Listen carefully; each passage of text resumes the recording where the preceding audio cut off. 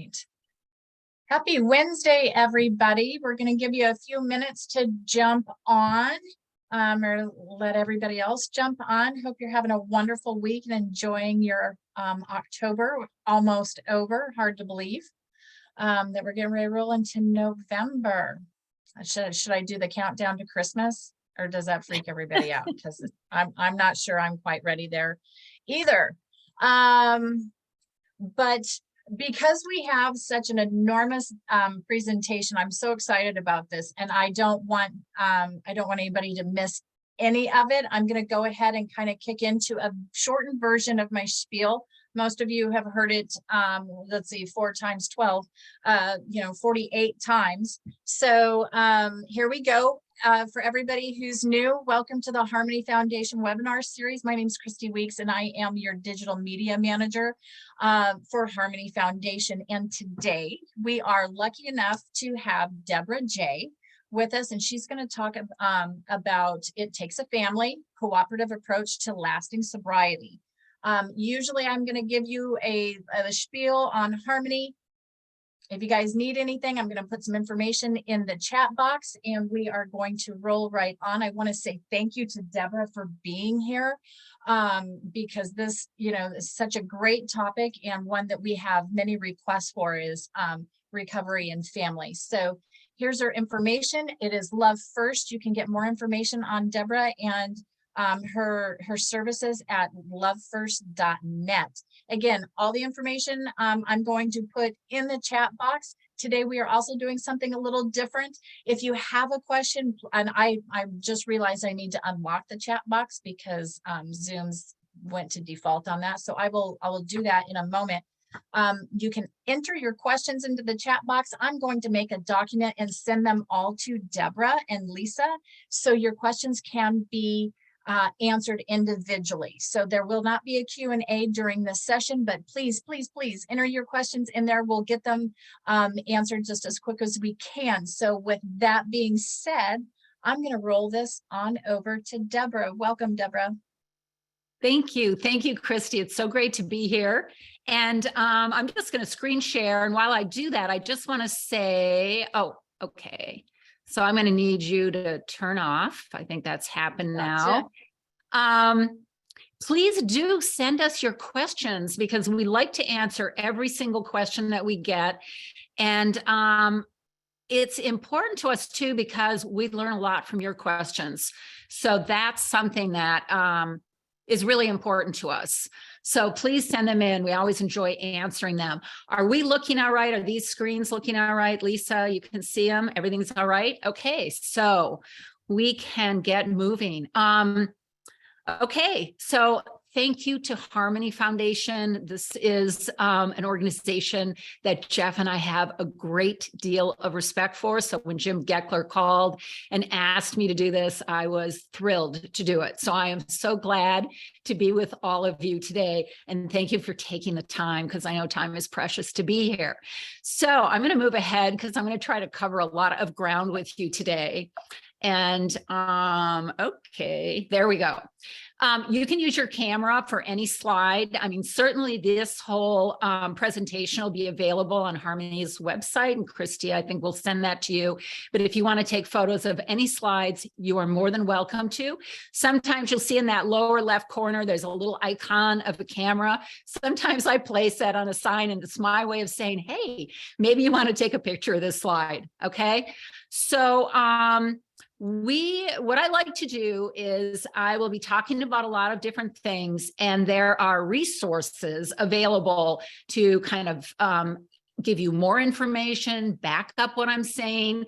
And so on our website, and this is what the page will look like with the resources, you will be able to access all those resources, which is great for you. You can share them with colleagues, you can share them with clients or patients, you can share them with family members. And Jeff was so kind that he put together a little video to show you exactly how to find the resources. So we're going to look at that right now. You might have to listen a little bit, because the audio might not be coming across really, really loud, but it should be all right. Here we go.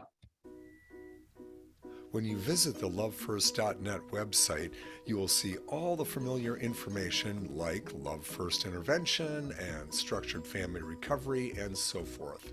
To get to the information for today's webinar, you will go to Training, and right underneath it you'll see Webinar Presentation Resources. And here you will find a sub-menu with different information. Here we're going to click on Harmony 2022, and that'll bring us right down to today's information, and you'll be able to click on all kinds of important information like the setting the standard for recovery physician health programs. We can take a look at that or come right back. So that's how you'll find the information, right under Training, right under Webinar Presentation and Resources, and then the sub-menu will take you to different webinars, and today is Harmony 2022, and you'll click on that and go right down to it. So that's it. Thank you, Jeff. Okay, I hope you find that helpful. So let's get going. I'd like to explain a few things right up front. One is language, because we in our field now have two different languages. So sometimes people are a little surprised at our language, but what we do, and because of our work, we always use the language of 12-step recovery. So that's the language we use. So we talk about the beloved addict, the beloved alcoholic, and that's the language, just so you understand why we do that. The other thing is when I use the word recovery, I am specifically speaking of 12-step recovery, and we're going to look a little bit at why we do that as well later. So I always like to start out with this story because it's my very, very favorite story about the disease of addiction. And there's this fellow, and he's lost everything to his alcoholism.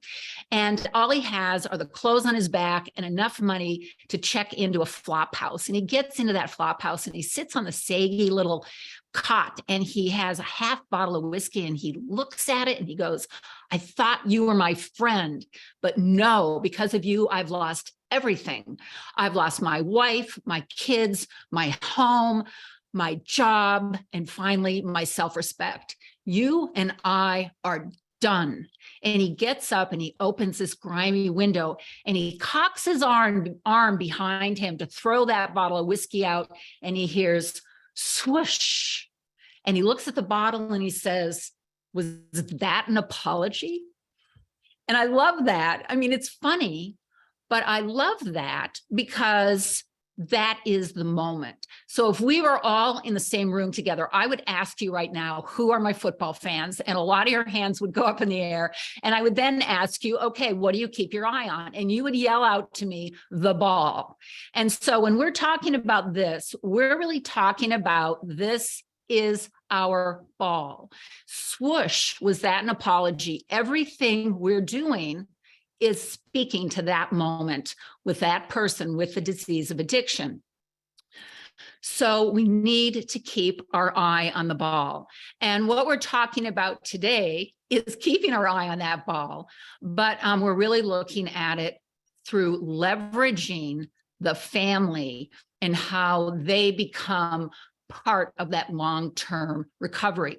Because what we're seeing in our field, and believe me, we have the best treatment of anywhere in the world, doing great work, but treatment in and of itself can't keep people sober after they leave. We don't know who's going to be, successful in their recovery, who is going to relapse. We just don't know when we are not changing the numbers.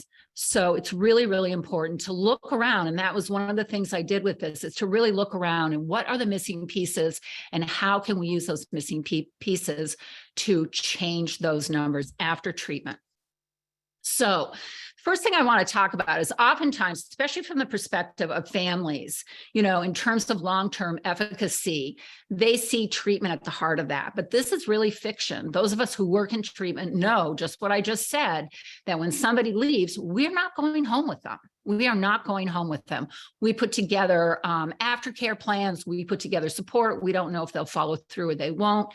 But as important as treatment is, this is really the prominent force.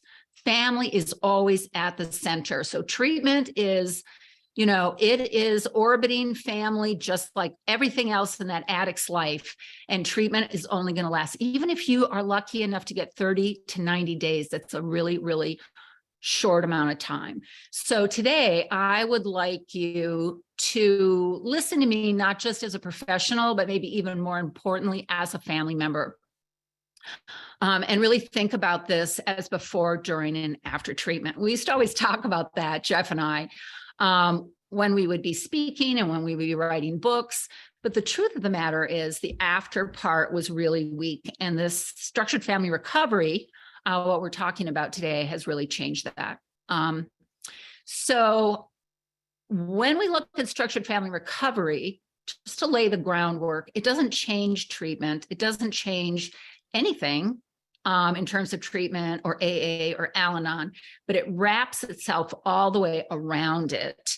And it makes everything work better. For instance, AMAs go down, crisis in treatment goes down, the family cools down, their beloved addict cools down. It's easier to work with people in treatment whose families are doing SFR.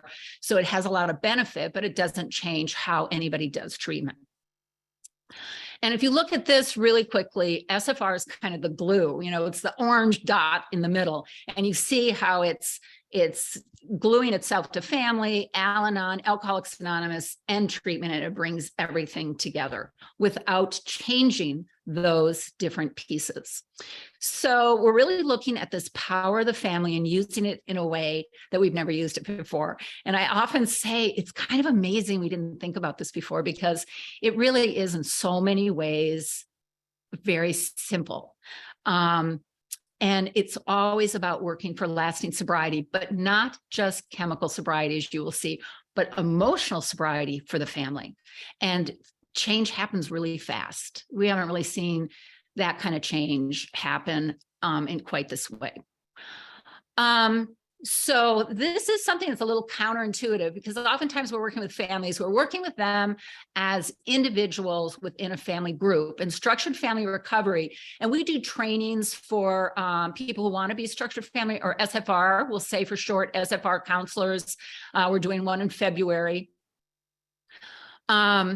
This is really counterintuitive and a little hard to get at first, because we treat the family system as a whole, and we don't pluck out the individuals separately, because then it'll collapse. So when you think about this, think about it in terms that we are treating the whole family as a whole and not separately, like you would, for instance, in like family therapy, okay? But in doing this, it brings the family back together in this really amazing way. Okay. The other thing we do is we stay in positive brain. What do I mean by this?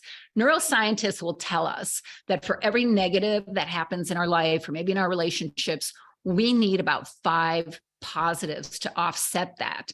And I always think they're probably talking about kind of normal negatives in life, but the kind of negatives that we go through when we dearly love somebody who's suffering from addiction can be pretty darn intense. So I don't know how many positives we need to offset that, but structured family recovery stays in positive brain. So we're not going into the past. We are moving forward into recovery. We're moving forward into that positivity. And I'm not saying people can't have counseling and things on the side, but that's not what we do. And so it's really important to understand. The thing that's amazing, although, because we, Jeff and I wrote the book Love First, and that amazingly, the first edition came out almost 23 years ago. It's hard to believe. But we found this then, that, families really aren't dysfunctional. And it's something that we often say in our field in a real sort of knee-jerk kind of way, how dysfunctional the family is. And what we found out is when you give people something really meaningful to do, wow, most of those families, they step up to the plate and they blow your socks off again and again. And structured family recovery is no exception. what we see is families are in crisis. And if you actually start looking at, for instance, families dealing with Alzheimer's, the kinds of things that go on with those families mirror almost identically the families with addiction, but we never call those families dysfunctional. So we really talk about families being in crisis. Now, are there a small minority of people that have very serious dysfunction? Of course, but I'm talking the majority. And you'll be kind of surprised because I'm going to give you some examples about how, well, I'm not going to say any more about that. We'll get there. So it's all about bringing these families back together again. So I saw this, I was down in the Carolinas and I saw this card. And it says grateful for our, and then dysfunctional. Okay, this is their language, effed up, broken, modern, all crossed out. And then it says special family. And I love this because I thought it's making its way into popular culture. We don't want to be identified as dysfunctional anymore. Like I'll say to people, you know, I never come home, you know, with Jeff and go, oh, I just met the most dysfunctional woman and I so want her to be my friend. You know, I don't. And it creates this empathy gap.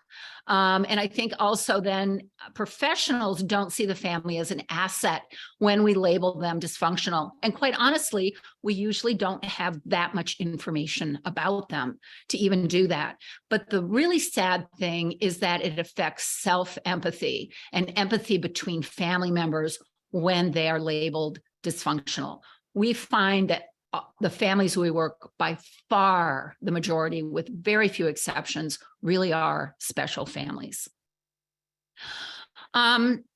So the thing is, right from the get-go, we bring family together as counterparts in recovery because they were counterparts in the addiction. And what does the word counterpart mean? It just is a fancy word that means partners. They were partners in the addiction. They are partners in recovery, and just as simple as that. And it's just amazing what happens. So the two books, Love First, that had two editions. It Takes a Family had one edition. We went to Hazelden and we said, we really need to create these and make them into companion books. So they are companion books now. They did a nice job of designing the covers to, to reflect that. But Love First now moves families right into, from intervention right into structured family recovery. So this woman said we could use her photo. She was coming, their family was doing an intervention with Jeff. And she comes in, this is what her Love First book looks like. Again, it gets back to when it's meaningful for families, they glom onto it. I can't tell you how many families have this, it's like fringe, all these little stickies or dog ear, highlighted, underlined, the whole book. But in her other arm is structured family recovery. And that's what we want to see, is we want people to move seamlessly into this place of family recovery. Because it used to be, after intervention, family would the whole team would fall apart because there wasn't really anything meaningful for them to do. A couple of people might go to a family program and then that ends and they go home. And then it looks like they're dysfunctional because they're back in crisis. So I want to just share a few stories because I think we're going to look at how this works, but it gives you a sense of the spirit of it, I think. And there's so many I wish I could tell you, but I often get texts from structured family recovery counselors saying, you just can't believe what I heard in this family. I mean, it's the most wonderful work in the world in our field. It's so positive and uplifting. And then they'll tell me the story and they'll tell me what family members have said. So I'm going to share some of those with you right now. And what I'd like you to do is listen to the family's narrative. When you study narrative, the philosophy of narrative and the science of narrative, it's really very interesting. So when a family comes to us, for instance, they're going to give us their narrative in family talk, right? And we're going to give it back to them in therapy talk. If you go to a neurosurgeon, you're going to give them your story also in just regular life talk, and they're going to give it back to you in medical science talk, just to kind of get you to think about it.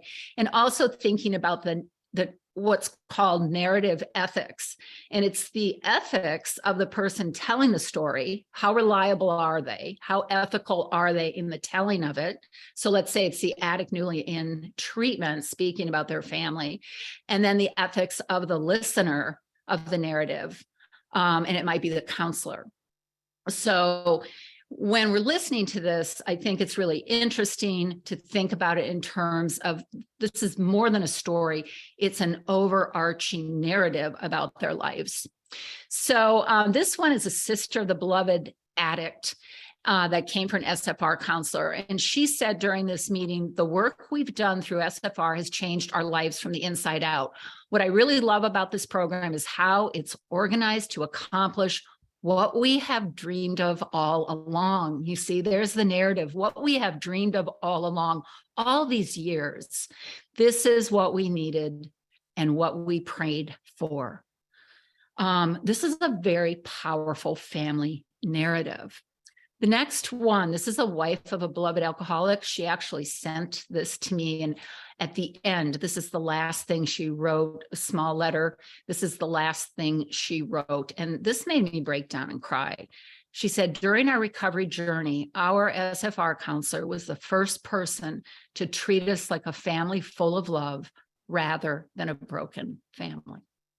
Very powerful narrative. So this is week 4. This family is just their 4th week doing structured family recovery. Again, we're going to look at how this works. And there's the sister-in-law and the brother of the beloved addict. And the sister-in-law says, I find SFR the most applicable and relatable thing that I have ever done. And I've done therapy all my life. And the brother of the beloved addict said, I can already tell that one day I will look back with fond memories about what this program has done for our family. Again, you hear that narrative of family, of coming together, of being close, and of being happy. So this is a story. I was speaking for the Judges and Lawyers Assistance Program for the state of Louisiana. When I was done, it was a very deep, big room, and there was a long aisle right down the middle. And this young fellow, maybe early 30s, all of a sudden I'm done speaking and he's tearing down this aisle straight to me. He doesn't say a word to me. He throws his arm around me, pulls me really close to him. He takes out his phone, takes a selfie. Then he's on his phone, madly pushing buttons, and finally he talks to me and he said, I just had to send this picture to my family. He said, we've been doing structured family recovery for 2 years. And then what he said next, I thought was so important. He said, even with my addiction, we were always close, but we were never this close. And I loved that. I loved that even a family that was still close, that it still improved them and brought them to a new place. Family giving back really quickly. This family did not work with us. They worked with somebody else that was trained by us for a year doing structured family recovery. It was their beloved addicted daughter, adult daughter. They're a family of means. And it has so transformed their whole family that they are now in the state of Indiana, starting a nonprofit to build structured family recovery into the drug courts so that all families can have this experience, which I think is so amazing and so cool. This story, I love. SFR counselor in our practice shared this with me. The beloved alcoholic left treatment, immediately relapsed, and the family just stuck with SFR. Instead of following the disease, they kept following recovery. And every week they met. And one week, the dad is in his room because it's on conference call, on the phone in the middle of the meeting, and the son walks in. And the dad looks up at him, and the son says, Dad, I want to be part of SFR. And the dad, typically we don't stop meetings, but at this point they did the right thing. They stopped the meeting. And the dad said, you're always welcome, but you need to be sober first. And that son took all the steps he needed to take to get sober, do the right thing, and get to a place where he could join the family.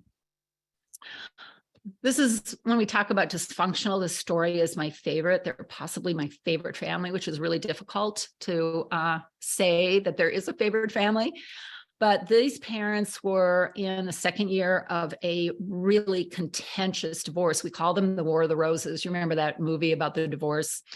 the War of the Roses family, and it was contentious, and they not only didn't like each other, they hated each other with a passion. And they had two sons. One was in treatment. They decided to do this as a family, and they did this for an entire year. This is a family we would have typically said in the treatment setting, we just need to keep these people apart. It's extremely toxic. That's what we would have said, because it was extremely toxic. So the parents are going through this divorce the entire year now. So their third year into the divorce. I'm invited by the SFR counselor to come in and at the last session, and we do a medallion session. And I thought to myself at the time, I mean, one of the son that wasn't the beloved addict, he said, this not only helped us with the addiction and recovery, but with this divorce. And I thought, you know, these parents now can walk away and say, in spite of everything, we have done the right thing by our child. And the next day I get a call from the SFR counselor, and she said, you won't believe this, but after that meeting, the dad called me and said, we talked as a family, we want to do this for another year. So they were still going through the divorce. They completed the divorce during that year. And the last time I talked to the counselor, they had moved into year 3.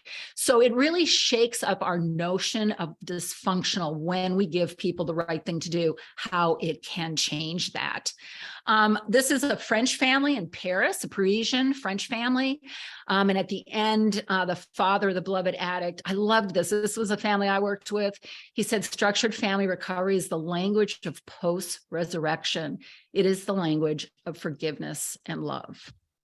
And so that just kind of gives you a feeling. Now, I don't want to be Pollyanna. There are families that drop out. There are families that do it for a couple of weeks and then they stop.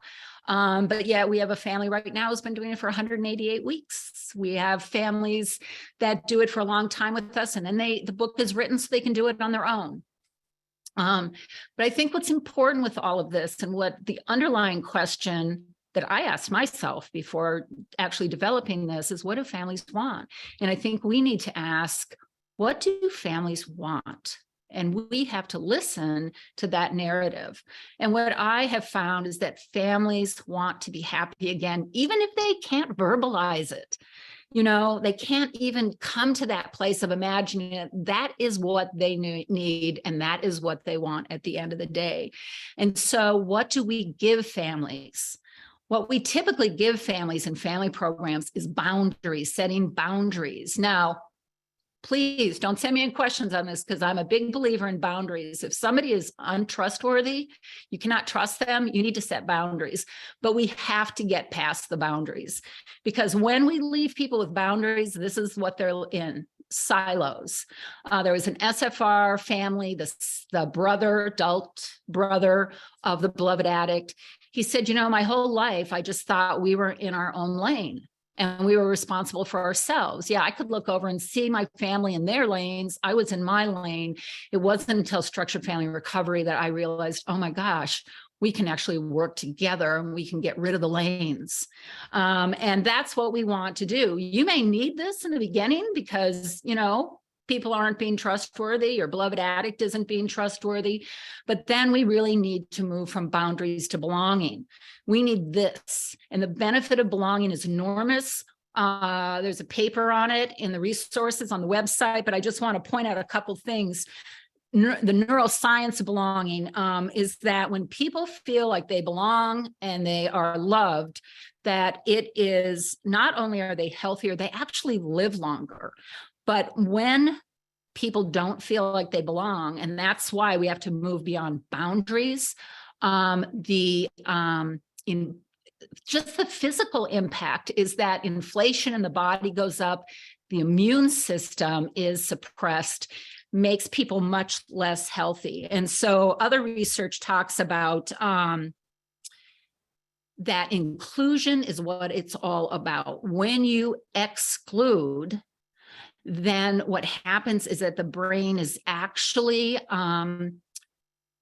experiencing that as if you are under physical threat. So the kinds of responses you're going to have when you're under physical threat is what you experience when you're experiencing exclusion versus inclusion. So Certainly, structured family recovery is all about inclusion.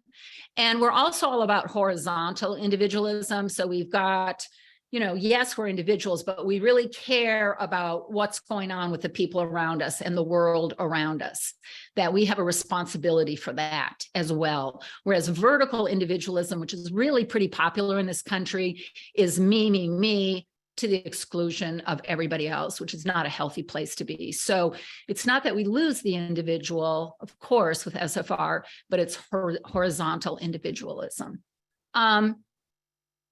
So, what is the most important ingredient to create belonging? What is it? I think if you ask a lot of families, they're going to say love, but is it love? Is it love? I mean, I don't know about you, but like before I got an Al-Anon, I was in love with some people that, didn't work out well. Let's just leave it at that, right? And it's not love. I mean, love is wonderful, but it is trustworthiness. I can be madly in love with you, but if I can't trust you, there's no way we are going to have a healthy relationship and a true sense of belonging. That's when I need boundaries. So structured family recovery creates trustworthiness. So it's about belonging. It's about being happy again. The happiest thing for me is with an SFR family is that when they start saying, oh my gosh, we're laughing again, we're having fun again. And ultimately, none of that can happen without trustworthiness. If you Google trustworthiness, I will tell you, at least the last few times, I haven't done it for maybe a year and a half, but you find little about interpersonal relationships, a lot about trust, right? Trust is different. And should I trust you or not? That's me being vulnerable to you. Trustworthiness is about me. But when it comes to companies and corporations, they write tons of stuff about trustworthiness, which I find kind of interesting. So there is here, you see the little camera, you can take a picture. It's also on the resources. We have the Best Minds podcast, and there's a great podcast called The Family Recovery Experience, which is all about SFR and the stories. And it's really marvelous to listen to, and I would suggest it. So let's look at a little deep dive into how SFR works, okay? And first of all, when I talk about family, please understand that I'm talking about family however you define family. Born into, adopted into, married into, or the people you love the most that you choose to be your family. Because at the end of the day, we come home together. And we as professionals have to understand that. They are all going home together. So how does it work? First of all, I love this picture because this picture is very much what it would look like in somebody's home getting ready to get on an SFR meeting. Okay, so there are two steps. The simplicity of structured family recovery. That's a very important word, simplicity. There are two steps. One step is the weekly SFR meeting, and the second step is the 12-step meeting. Let me just talk to you about the 12-step meeting. So what we're looking at with the family is we ask them to go to one Al-Anon meeting or Families Anonymous, any kind of 12-step meeting for families. We have a lot of people with sex addiction that do this very successfully so that they go to meetings specifically for that. The reason we ask family members to only go to one meeting is because if we said something like go to 90 and 90 or go to 5 meetings a week, they would run screaming. We would never see them again. The way I look at it, they start going to Al-Anon, they get a sponsor, and then it's between them and their sponsor how many meetings they go to. With the addict, we are hopeful that the treatment center is making recommendations. If they're not making 12-step recommendations, that's fine, but we're going to ask them to be involved in 12-step meetings for SFR. Okay, so the SFR meeting keeps it really simple. Conference calls, why? First of all, we have people spread all over that can be part of this. So I spoke of my French family in Paris. So we had 3 people in Paris. We had somebody in London, we had somebody in Brazil, and we had somebody in Costa Rica. We were still able to do structured family recovery. We do conference calls, not Zoom. Why? Because you can misinterpret people's body language, their expression on their face. They might be really listening to you, but they might be staring off, and somebody thinks they're not listening to me. And what are they doing? Or they get up to get water or something like that. When you're just listening to people's voices, it's extremely intimate and it's much more powerful. So we never use Zoom. We only use conference calls, or it can be Skype audio, or it can be any kind of audio. 1 hour, we start on time, we end on time. That keeps it simple. It's a simple format, which we'll be looking at, and this is where it gets counterintuitive, because we're doing it all as a group, not as individuals, but at the same time, team members focus on themselves. What's important for you to understand is we're not saying like, you have to do this. I mean, we do have an opening statement. We'll look at that for expectations, but we're not saying you have to do this, you have to do that. It is the structure of the program itself. Nobody in the family is telling people what to do. We're not, as SFR counselors, telling people what to do. The structure, it's like you're just putting the boat in the river and the current is just taking it along. Okay. I said this earlier, but it's really important to say again, this is not therapy. Okay. This is not therapy. People don't get into the past. They don't get into negative feelings. They don't say things about each other, say things about the past. We don't do that. Okay. We are not concerned about denial. It just doesn't matter. I spent my career working in patient treatment and trying to educate family members out of their denial. And I am quite sure every one of them walked away saying that Deborah J doesn't know what she's talking about. We don't care about denial. And if somebody brings something up, it doesn't matter. We just say, don't worry about it, because that's not going to get in the way of your family's success. We're always talking about the family, not the individual. So it's not going to get in the way of your family's success. And all of a sudden, when there's changed, it's not me, it's my family. It changes their thinking. We've said this, positive brain, 12-step recovery. We went through a thing in our field, like AA doesn't work. I was like, what? I mean, that's crazy. Just the history of it, that just doesn't happen. But we have the evidence, and we have had the evidence, but I'm going to play you something, because this is the Cochrane review. If you're not familiar with it, it's the gold standard globally for medicine. Okay. And then Stanford and Harvard joined up. They looked at all the studies on 12-step recovery around the world, and they selected the very best randomized controlled trials, which incorporated 150 scientists in 67 institutions. And I am going to play you just a little clip of this video. But again, you can go on the website to the Harmony 2022, and you'll find the link to the entire 15-minute video. Here we go.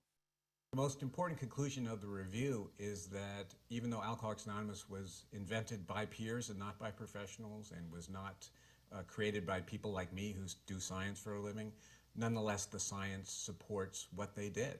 And in fact, people who go to Alcoholics Anonymous are, depending on the study and the sample, about 20 to 60% more likely to end up abstinent than people who do not. And that is a really big treatment effect. I mean, if you think how many people die from alcohol problems, if you could increase survival rates for cancer 20 to 60%, you would be, overjoyed as a hospital or as a researcher. And so, we should be overjoyed that this peer grassroots organization is able to deliver this, shockingly large and reliable benefit to people who are struggling with serious alcohol problems. In every study reviewed, scientists compared participation in AA or in counseling that encouraged AA participation to one or more other treatments, including professionally delivered therapies, outpatient treatment by a doctor, psychologist, or social worker, mindfulness meditation, and education programs. When they looked at complete abstinence from alcohol, in every study, AA was as good as, and most often better than, other addiction treatments. In a third of the studies, AA was better by large margins over other treatments. For example, in one study, 60% more people stayed abstinent through AA than through cognitive behavioral therapy. AA also helped people stay abstinent over the long run. It was more effective than other treatments at every time point over 3 years in the most rigorous set of studies. Okay, it's worth saying this again. The last line, AA help people stay sober over the long run. We're talking about narratives. That's the family's narrative, no matter what our narrative is. The family's narrative is they want that person sober over the long run. AA helped people stay sober over the long run. It was more effective than other treatments at every time point over 3 years in the most rigorous studies. That's a very, very powerful statement coming out of the Cochrane Review, Stanford and Harvard as well. They mentioned 12-step facilitation, Project Match, which was some time ago. They did a 6-year national study. And what they found, there is something very specific for treatment center. It's a clinical program, and it is called 12-step facilitation. And it was developed by Joe Nowinski, PhD. You'll see the camera, you'll see the Best Minds podcast there. You'll find it on the resource page, but we did an entire podcast with him. But Project Match was tasked with studying 3 different treatments for alcoholism: cognitive behavioral therapy, motivational enhancement therapy, and 12-step facilitation, the clinical program for treatment centers, right? 12-step facilitation came out as best in terms of long-term recovery and total abstinence. But you know what's really interesting? We tried and we called treatment centers around the country to see if anybody was using 12-step facilitation. You know, we talk all the time, evidence-based, and we couldn't find anybody. And then somebody called us and they said, you know what, we're actually using it. So we have found to date 1. And if any of you listening know of other treatment centers that are using 12-step facilitation, let us know, because we really want to know. Okay, so what does the meeting look like? SFR weekly meeting structure. We're going to look at this. Now, if you happen to have this book, I will give you the page numbers and you can flip it open with me. Okay. So before we do this, I would highly, highly recommend you listen to this Best Minds this Hazelden webinar we did, and the link is on the resource page for you. It's a whole thing. I did 2 boot camps with Stanford Behavior Design Lab and the founder, Dr. BJ Fogg. What creates lasting change? What doesn't? Anybody in the helping profession there? No. Nobody. You know who was there? All big tech, Fortune 500 companies. They are all over knowing what creates change in people. Why? It's a bottom line issue. They can't afford to make mistakes. They have to get it right. So I can't talk about this long because we don't have time, but I hope you go and listen to it. What does not create lasting change? Doesn't mean these aren't important, hear me, but they do not create lasting change. 1 is education, 2 is motivation, and 3 is changing attitudes. Changing attitudes has very little value, actually, but education, motivation, education, if used correctly, but it talks about that in the podcast. Anyway, so what does create lasting change? 3 things: setting behavioral expectations. So structured family recovery is just seamlessly sets behavioral expectations. This is what we do every week. Simplicity. Every time you make something just a little teeny weeny bit harder, you're going to have people that will stop doing it. And the biggest is social norms, positive or negative. You set up a negative social norm. Relapse is part of recovery, is a negative social norm. Relapses should go up. Okay. So positive social norms. I'm your doctor. Hey, guess what? I'm 10 years sober in AA. Positive social norm. You should have better results. Okay. That's all I can say about that. So the book is in 3 sections. First section, what we need to know. It's written directly for families, including the beloved alcoholic or addict. Section 2, what we need to do. Section 3, structured family recovery, weekly meetings. It's a whole year of meetings in the book. Okay. So first, if you go to week 1, for those of you who have a book, that's page 284. The first 2 weeks are family only. Their beloved alcoholic or addict can join family week 3 or week 4. Most come in at week 4. We like them to come in when they're still in treatment, but right away, why Al-Anon? It's the first thing we talk about with families. Why? Well, of course, all the obvious good things for them, but they need to set up that positive social norm. We can't bring somebody in if the family's like, I'm not going to these meetings, because the addict's going to say, well, and I'm not going to these meetings. We have to have that positive social norm in place before the beloved alcoholic or addict joins. Okay. So then each meeting has 3 sections. The first section is the opening statement and the closing statement. So that's page 281 and 282. Then we have the actual meeting.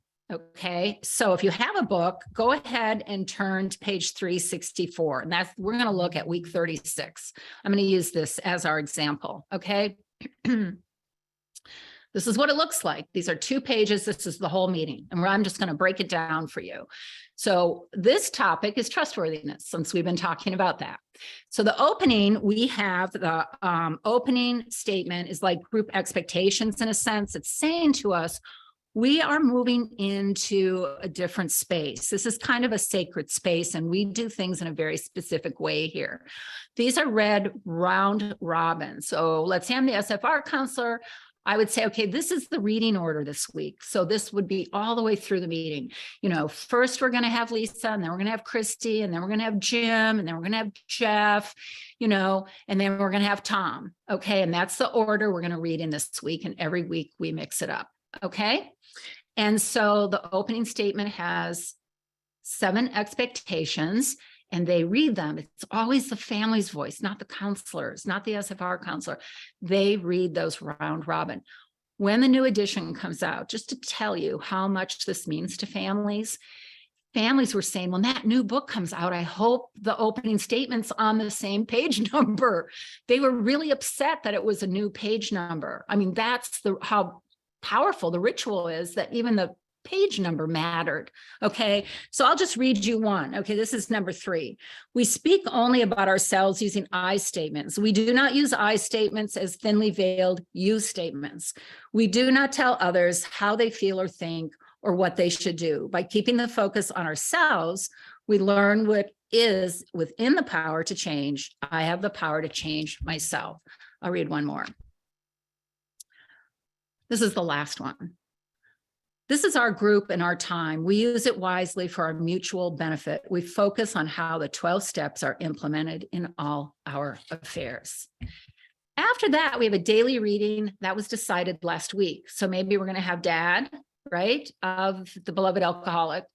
And it's going to be in like Courage to Change, or from Al-Anon, or if it's the addict, maybe daily reflections. A lot of families get the Hazelden readers. They buy several of those as well. To tell you how seriously people take this, even if they're just using Courage to Change, let's say, and there's a topic, they read every single reading in the whole book on that topic before they pick the topic. We had a family that had a whole library, the Hazelden ones besides, and the first time the father did it, his wife said he spent 2 hours finding the right reading. Can you imagine how many readings he did on that topic? So then let's just say it's Dad. Then Dad shares that reading. Do you think everybody's listening?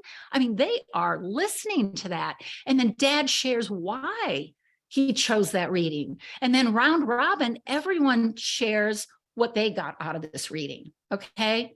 There was a situation, daughter in treatment. It was a 90-day program. She joined. Dad was doing the daily reading. And when he was sharing why he chose it, she just broke down sobbing.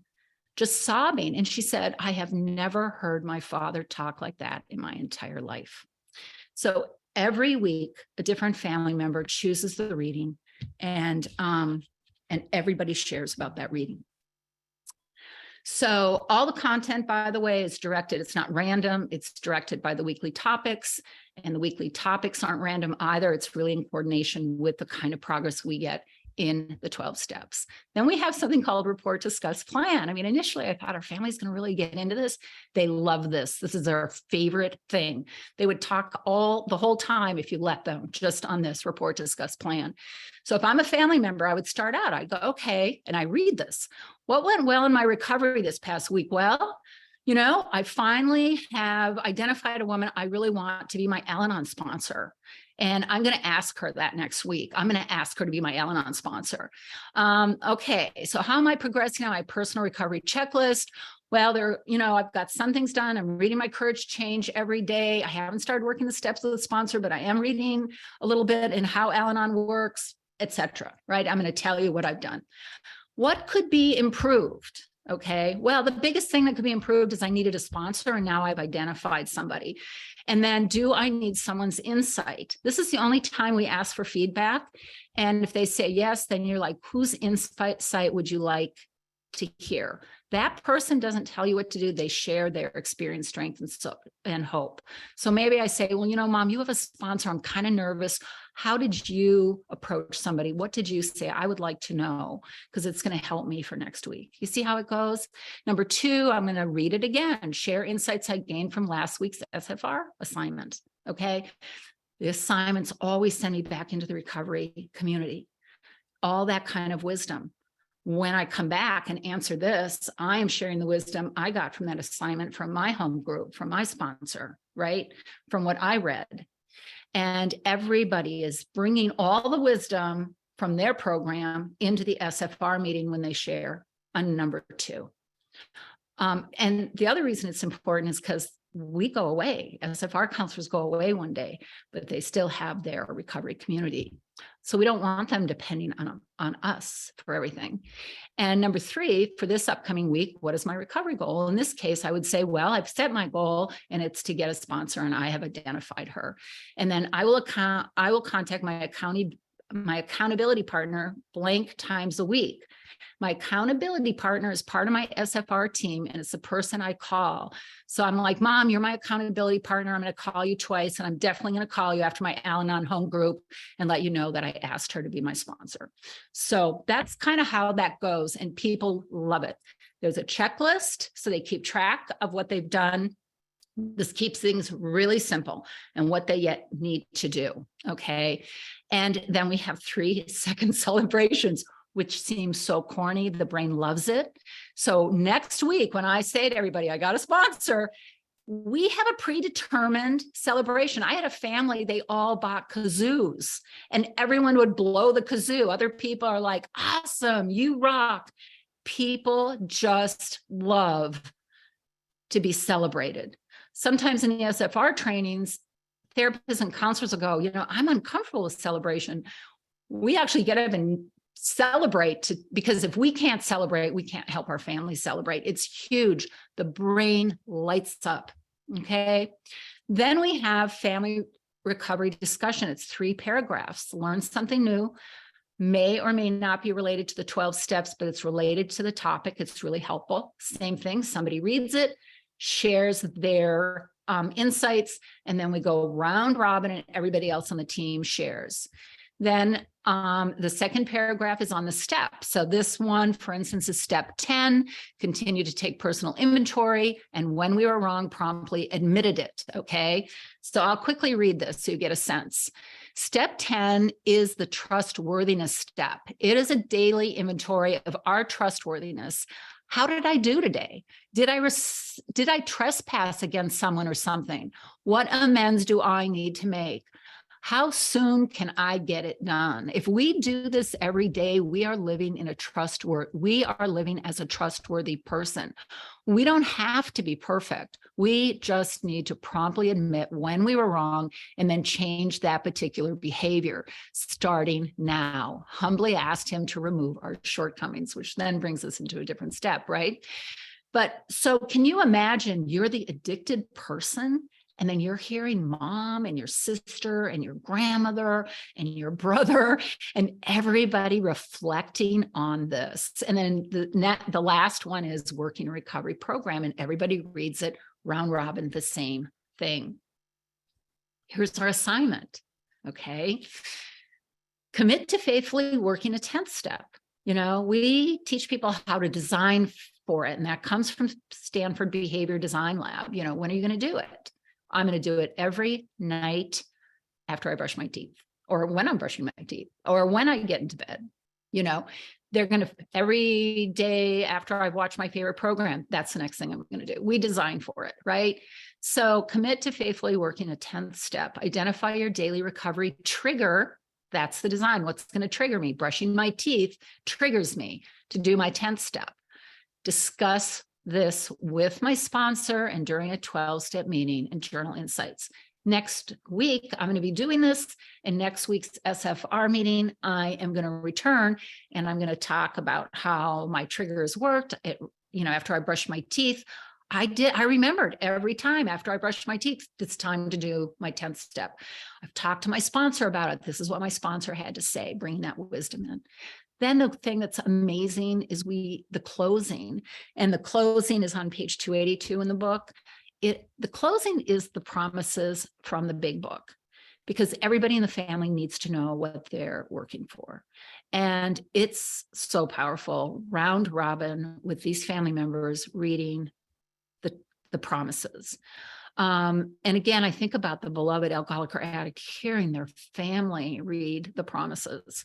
I mean, it's so powerful. Every time I hear families reading the promises, I just choke up. It's just beautiful. That's the whole meeting. That's the whole meeting. And all the meetings are exactly the same structure. Everybody knows what to expect week in, week out. Families fall in love with different topics. We've had young men in their 20s who've said, can rattle off the weeks that changed their life. This week, and this week, those 3 changed my life, and it's, fantastic. So everyone creates a recovery plan. We can't really go over that, but in the book, there's an entire recovery plan. Family, everybody. It's mostly checklists, short answer. They do write a letter. There's a checklist for it, so they can keep track of what they've done. Most families complete at least a year, and they have this recovery plan in place. And it's really important because if anybody, even emotional relapse, they tell everybody, this is what I want you to do. They write a letter to their future relapse self. Not that we expect relapse, but it's like the map to get out of the hotel during the fire. And it's really powerful. But they complete at least a year, even when they start out wondering why. So often when they complete that year, the last meeting, they're like, I wonder, why are we doing this? What is this? And we're glad we did. The other thing that's amazing is how many families go through an entire year without ever missing their SFR meeting. One family, it was the adult brother. He is a businessman, had an international business flight. He realized it was scheduled at the time of their SFR meeting. He said, no way, has to be rescheduled. I am not missing that meeting. So it's really powerful when they do that. The last meeting, do you know what we hear over and over again? And we don't tell them this. We don't say, oh, it's all about the structure. It's all about a shared language. We never say that. Family after family, we love the structure. We love having a shared language of recovery. This was written by a psychiatrist. This family has been doing SFR, not with us. They're doing it totally on their own, just using the book. November will be year 5. Completion of year 5. And he wrote for Human Development Journal, SFR can help bring something alive in a family. Structured family recovery recognizes the healing potential of the family and the challenge of awakening that power. This recognition is too rare. Families are like gravity, and everyone feels the pull as they navigate their lives, but it is hard to keep this in mind, particularly when providing any kind of health care. As a psychiatrist, I know. And it's a powerful social norm. I'm just going to tell you this little story. The beloved addict, he's got a sponsor. He's on step 2. His mother in Al-Anon with her sponsor is on step 8. He's in a meeting, report, discuss, plan. He goes, man, my mother's burning through the steps. I got to get with this. This powerful social norm. And it's really simple. It's meaningful. Families know it's meaningful, and it pulls them together. And then the magic starts to happen. So I would like to end with this very short little video that just shows you what every family is looking for.